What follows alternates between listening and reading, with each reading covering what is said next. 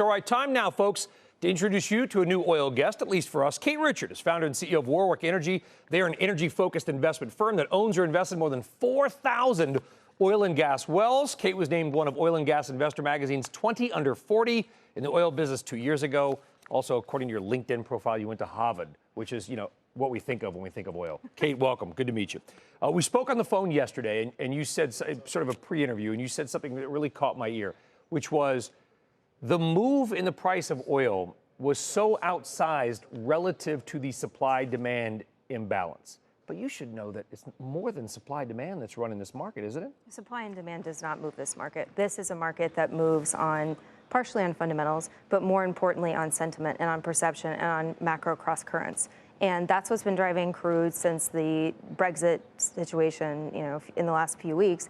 It's been movement and USD exchange rate. Well, we do the rig count every Friday. We do the inventory data when it comes out, and we do see the market move. But if supply demand is not the main thing moving it, what is? Currency is really important. Terrorism is really important. And then the prospect of a decline in Chinese emerging market demand is really important.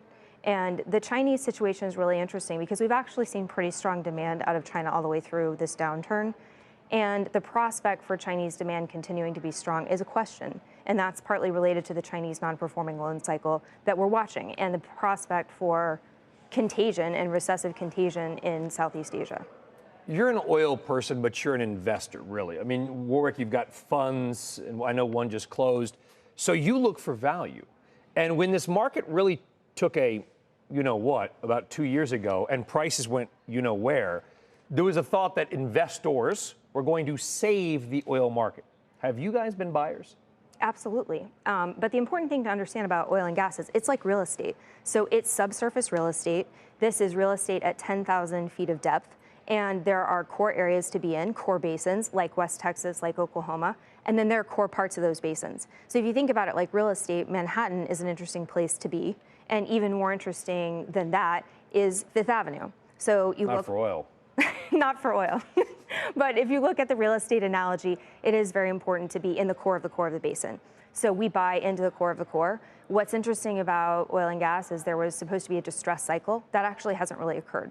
One thing, though, that I've learned about the transactions and talking to bankers in the space is that, as one put it to me, the gap between what sellers want and buyers want to pay, you could drive a super tanker through. Have sellers gotten more rational? Well, the people who have been forced to sell in this cycle have been the high-cost producers. So we haven't seen the lowest cost area. We haven't seen the lowest cost areas, which are the highest return areas, actually sell. That's why you haven't seen transactions in the northern Midland Basin. You haven't really seen people forced to sell. That would say to me, deals are going to get harder because the forced sellers are the ones to go first. Everyone knows they're forced. Potter's not buying, he's selling, right? You go in there and you buy it up. Are there still value out there? There's value in the wholesale market. So the bigger the transactions are, the more expensive they are. There is more value underneath the market in the wholesale market. Fantastic. Kate Richard of Warwick Energy, based in Oklahoma City. We're glad to have you here at CNBC HQ. We'll see you again, I'm sure. Thank you. Thank you very much.